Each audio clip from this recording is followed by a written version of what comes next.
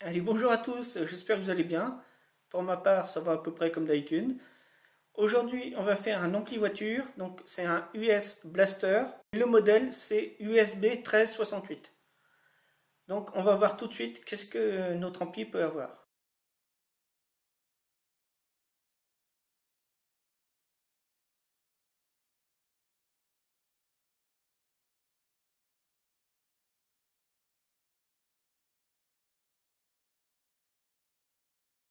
Donc là, pour commencer, je vais remplacer le condensateur de 2200 microfarad 25 volts qui se trouve ici sur la partie primaire. Donc comme on peut voir, il est légèrement gonflé sur le dessus.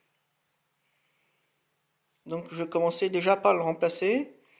Et je me suis aperçu en regardant côté soudure qu'il y a plein de soudures à refaire sous la carte. Alors vous voyez, il y a des soudures qui sont craquelées. On les voit très bien là. Donc il va falloir que je commence déjà par les refaire. Donc je vais refaire toutes les soudures qui me paraissent défectueuses. Je vais changer le condensateur de 2200 microfarad. Et ensuite on va pouvoir mettre sous tension. Alors, en regardant les soudures, voici ce que j'ai découvert. Vous voyez, les soudures ici sont complètement craquelées tout autour. Et ce sont les diodes Zener ici, avec les deux résistances.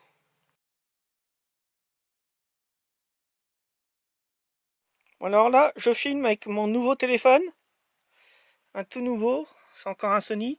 J'espère que l'image va être meilleure qu'avant. Donc j'ai changé le condensateur ici, un 2200 microfarad 25 volts. J'ai remonté bien sûr les vis avec les, les supports pour bien plaquer le transistor sur le dissipateur thermique. Et j'ai également refait ici, vous voyez, il y a trois fils. Les soudures étaient à moitié défectueuses. Et du coup, le fil bougeait, donc j'ai ressoudé. J'ai mis de la colle à UV, donc avec une petite lampe à ultraviolette. J'éclaire où j'ai mis la colle, et puis la colle est sèche. Alors, on peut utiliser ça pour isoler un circuit électronique, par exemple. Après avoir changé le gros condensateur 2200 microfarad 25 volts, donc celui-ci, bombé sur le dessus, j'ai remis l'ampli sous tension et je me suis aperçu que ça crachotait à moitié dans le son, que ça déconnait. Quand j'étais au minimum, il fallait que j'augmente un peu le volume pour pouvoir avoir du son, parce que sinon c'était tout distordu. Du coup, j'ai redémonté l'ampli et j'ai trouvé tout de suite ce qu'il y avait. Donc voici cette feuille. Ici, plus V et moins V, ce sont les alimentations pour alimenter les amplis OPS, donc l'amplification en tension, qui se trouve avant l'amplification en courant. Donc on a le plus VCC ici, on passe par une résistance de 150 ohms 3 watts, suivi d'une diode Zener. Donc ici dans mon cas, pour le plus VCC, la cathode va être reliée au plus, l'anode elle va être reliée au GND. Le condensateur, on a le plus sur le plus et le moins du condensateur au GND. Donc comme j'ai une diode Zener de 12 volts, je vais avoir ici pour plus V, plus 12 volts. Ici, dans mon cas, pour une tension négative, je vais avoir la cathode reliée au GND, l'anode de la diode Zener à la tension moins VCC, donc je suis en inverse. Le plus du condensateur, lui, il est relié au GND et le moins est relié sur le moins V. Donc en fin de compte, dans notre cas, j'ai dû changer les deux petits condensateurs de 100 microfarad 16 volts que j'ai remplacés par des modèles de 25 volts et ça a corrigé le problème en fait. Donc ce sont ces deux petits condensateurs là que j'ai changés. Alors pour résumer, cet ampli là il m'a coûté un peu moins de 10 euros, c'était pour les frais d'envoi. J'ai dû refaire bien sûr de nombreuses soudures à l'intérieur, c'est ce qui mettait l'ampli en sécurité. J'ai dû changer simplement le 2200 microfarad 25 volts. Donc j'ai mis un modèle de qualité par rapport à cette marque là, c'est du Xonda.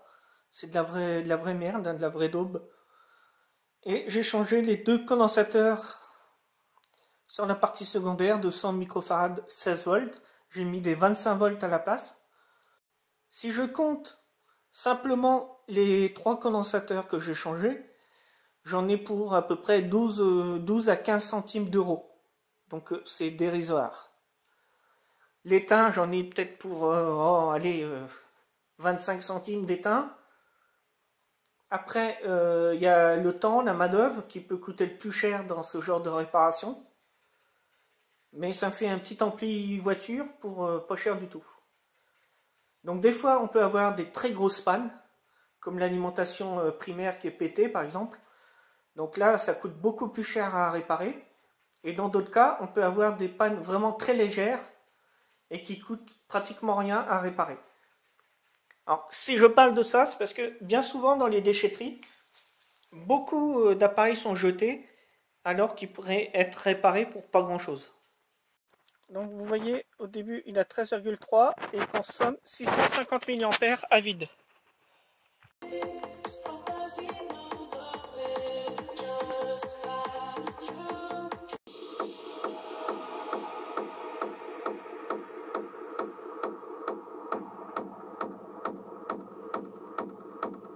Donc l'ampli fonctionne.